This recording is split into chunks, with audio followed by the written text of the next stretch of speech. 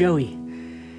I just realized the other day that I put out my last album, The Little Prince of Rock and Roll. I mentioned it a couple of times on Instagram, and then I stopped talking about it. So I thought it would be fun to go inside some of these mixes. Okay, this first one, 2024. I had originally thought that I was going to open this track with me like screaming something.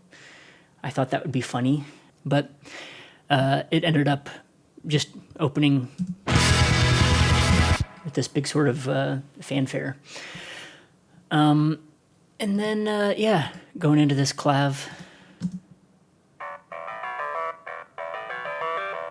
I love that sound. I like using that a lot because it makes me think of old workplace orientation videos and that kind of thing. It sounds like the past's idea of the future, and I like it. It's like computers. It's fun. So this first line, it's 2024. Okay. That is okay. So this riff was one that I'll play this guitar here for you. This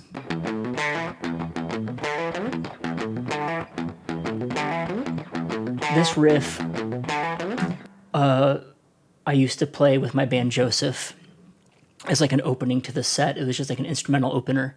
It was a little slower, but we would be playing it or whatever, and our drummer Devin, would be like, this is so like Stooges, like we gotta cover Down on the Street sometime.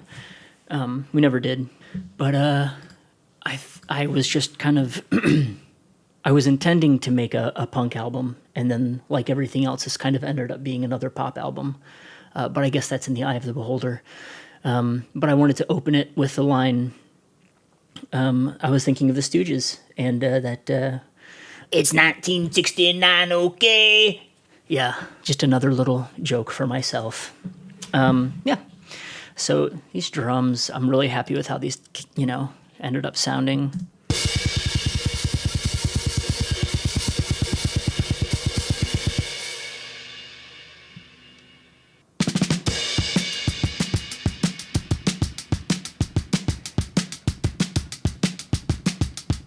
Fun little kind of a little bit of a krautrock kind of thing, but they're just fast. It's like krautrock meets Devo. I guess is kind of what I was thinking about. This starts with the clav playing this riff.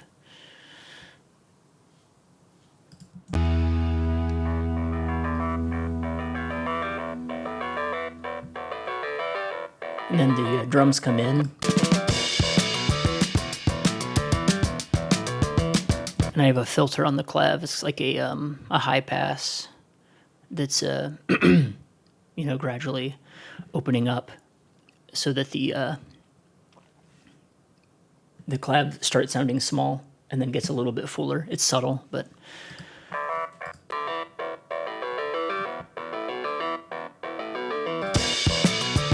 and then the guitars join in.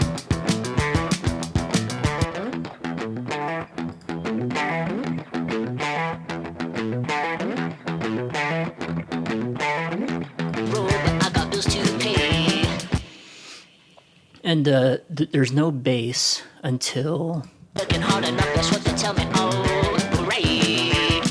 All right.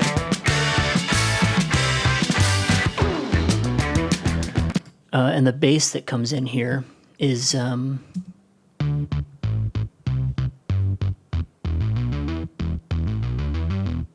it's a synth bass. I tracked live like electric bass, and it just wasn't feeling right. I wasn't liking it, so I was like, no, fuck it, I'll use synth bass. And Yeah. All right. But that intro is electric bass. And then also this little part. There's electric bass there too. But other than that, it's all synth bass.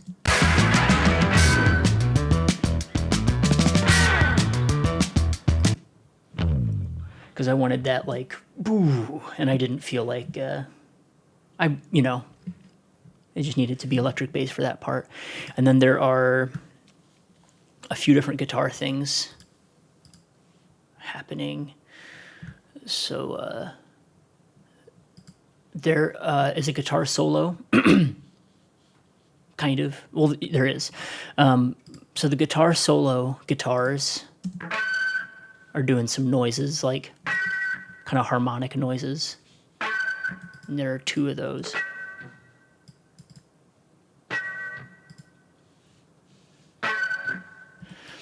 And then there's just like the rhythm guitar. And it's just doing those like, two of those as well.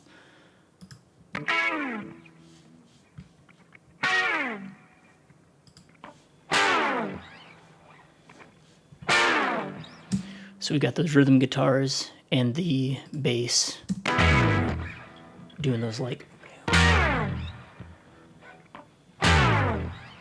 nice little texture. And then when you add in the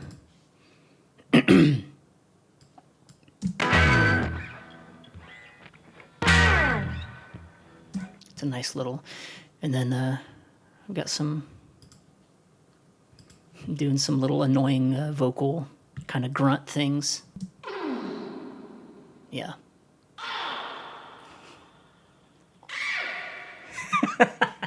Yeah, that's cool. I've got a bunch of little, accentuations, exclamations throughout. Again, just thinking of that of 1969 by the Stooges. I feel like old Iggy's always doing that like kind of thing. All right, so this first set of guitar solos.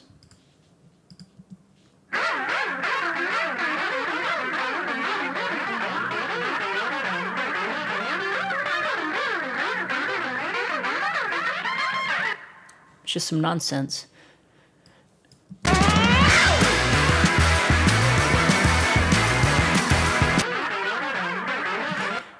And I think I was ripping off the Coneheads on this, on that little bit, that idea of a guitar solo. Just kind of like making noise, You're not really soloing, you're just sort of like fucking around on that. So, and then there's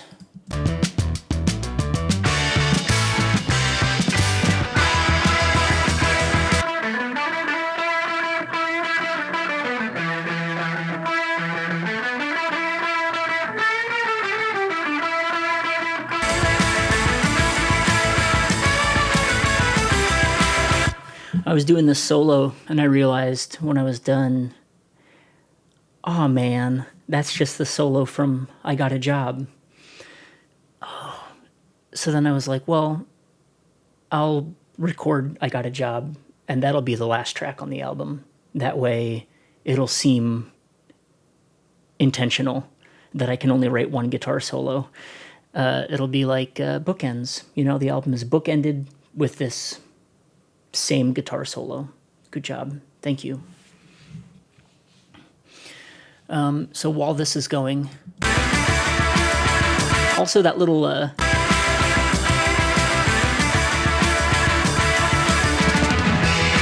reminds me of Family Double Dare for some reason. What's the theme song of Family Double Dare on Nickelodeon? That's what it always makes me think of. That's my frame of reference for making music. Okay. So while this is going, second time through.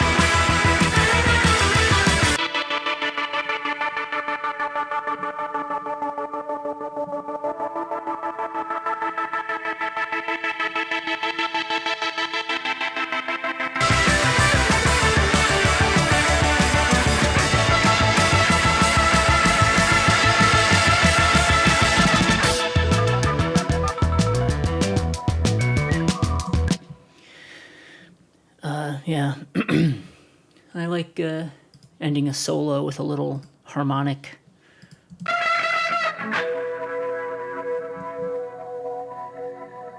It's pretty with all that. I'm using one of those Strymon El Capistan tape delay pedals. But instead of using it as delay, I'm just using it as modulation. I have the time all the way down and the mix, and then, about so. And then the wow and flutter, kind of cranked. And it's a nice, it's not exactly chorus, but it's definitely that kind of thing. And I like that sound, especially for this kind of thing. And hitting that harmonic with that.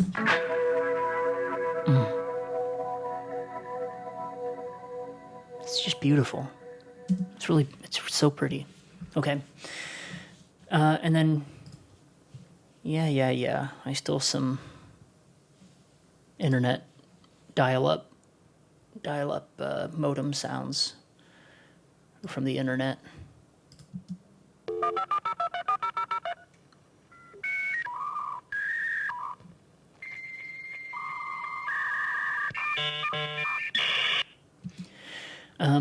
I was just listening to a lot of what I've learned is referred to as egg punk, and just kind of like thinking about internet, not particularly tough punk rock, and I love it. I was having a lot of fun. Kind of Devo technology, and not real tough punk. It makes me very happy. It's one of my favorite things in the world. I'm the little prince of rock and roll, but the title's all they get because the mine is all gone. They paid me an exposure, now I'm all washed up, and the algorithm don't give up. Right. I hired my old friend Jen Misko, the band mom, to do radio promotion for me, college and specialty radio, for this album. And because of the FCC, we needed a clean version. And I still have this session set. That's how I bleeped out that F word. A little bit, kind of a little bit of a creative solution. I'm the little prince. Give up.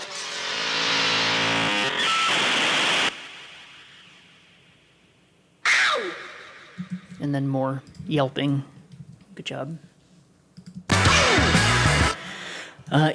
So lyrically, this song is okay. So there's this attitude that if you're doing art, whatever, if you're acting or making records or writing books, whatever it is that you're doing, if you're making art as a job, there's this attitude that you should just be grateful to be doing it at all.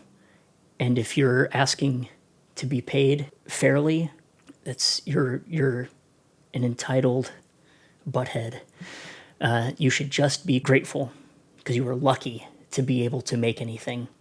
And I do feel lucky to be able to make music because I love listening to music, and it feels ridiculous and exciting to be able to participate in the creation of music. However, I'm still mad as hell that's how it works out. All right. Thanks a lot. Bye-bye.